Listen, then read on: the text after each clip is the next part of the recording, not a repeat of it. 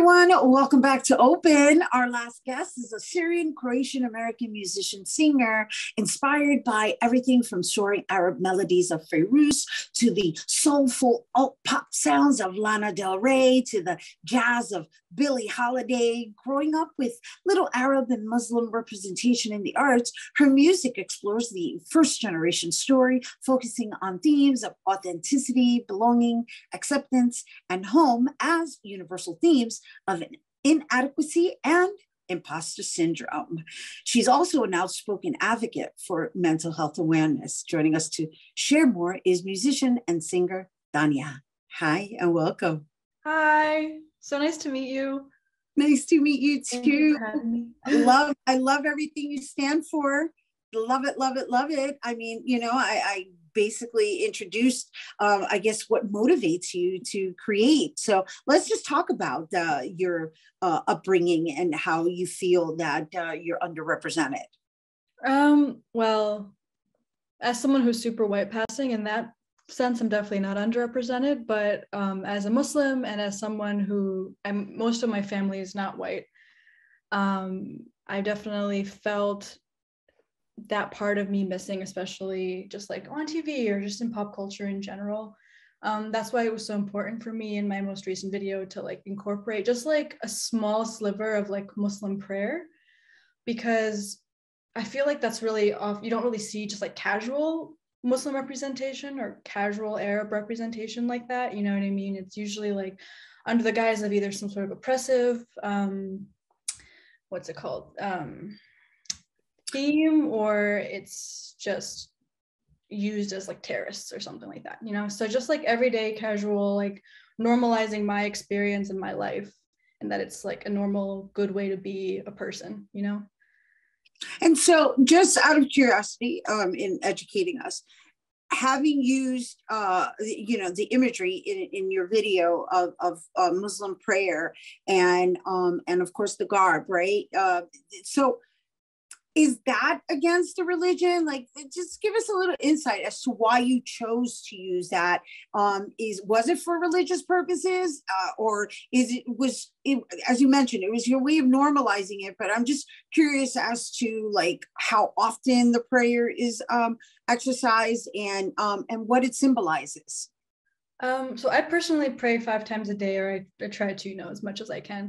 The actress in the video actually was using my prayer clothes. That's what I like walk around my house in. So I think it's just like a very like normal ritualized part of my day and a lot of Muslims' days. And I didn't grow up around a lot of Muslims. I grew up in a neighborhood that was like a lot of just like non-Muslim people. And so it kind of makes you feel like an outsider when you don't see that or have that around you. So I think doing something 5 times a day and then seeing it as just like another slice of life moment, like we had people fighting, we had people cooking, we had people praying, and it's just like another thing that people are doing. I get it. And so just in an effort to help us understand, even you using the imposter syndrome, right? You also mentioned that, you pass for white, but that the majority of your family isn't white. So can you explain that to us as well? Well, because I'm half white and because I have just some like, there are Arabs who are from the fair part of the spectrum to like the darker part of the spectrum.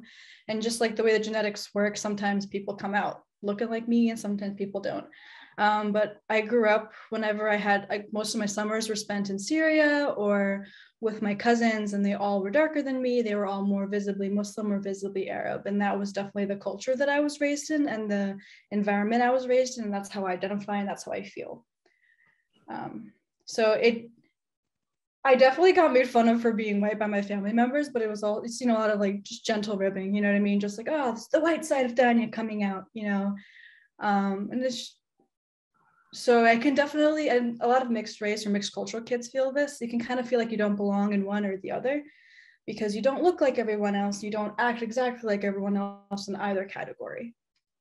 And so thank you for sharing that, and really being clear, right? Because I think that that also pertains to a lot of cultures, like even the Latinx culture, right? Because we go through that as well. And so how does that loan itself to your activism with mental health awareness? I think, again, I'm first generation, and the cultures that my parents come from tend to not be particularly, I don't want to say like welcoming or unwelcoming towards mental health. It's just like not when you're Flexible. when you How about we use the term flexible? flexible. Like, yeah, I mean, like when you come to this country with like nothing and you're just focused on surviving, I can understand why, like, when your kids are having like the mental health issues that you yourself had, but like couldn't deal with because you were just focused on like surviving and just like becoming something in this country with nothing. It can be like a foreign concept to just be like, what do you mean you're depressed or you're anxious or you have this or you have that? Like, it's definitely a difficult thing for people to understand and grasp, but I definitely, with enough dialogue, like I've talked to my parents a lot about this growing up, as anyone can kind of get there because it is just like part of the human experience. And my parents came here to give me the possibilities and the ability to kind of reflect on myself. You know, I'm so lucky that I didn't have to do what they had to do, and I can be like, oh, like intergenerational trauma, like what does that mean? How do we solve it? Where do we go from here? Right. And then there's also the fact that you've been raised in a multicultural upbringing, right? Which is, I guess, where your inspiration for Friend Stranger came from, which we're going to hear after, right? Yeah, the song itself it's a mix. It's kind of about a friend breakup. That's where the song kind of started. I feel like friend breakups don't get as much like airtime as romantic breakups, but it was also like there's this in the chorus, the kind of climax is I'm kind of like, why am I not good enough?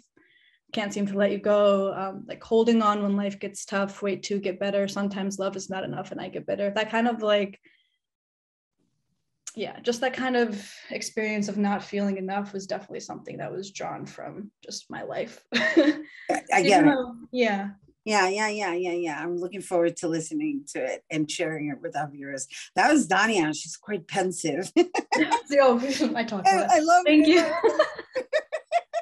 you. Wonderful. It's wonderful.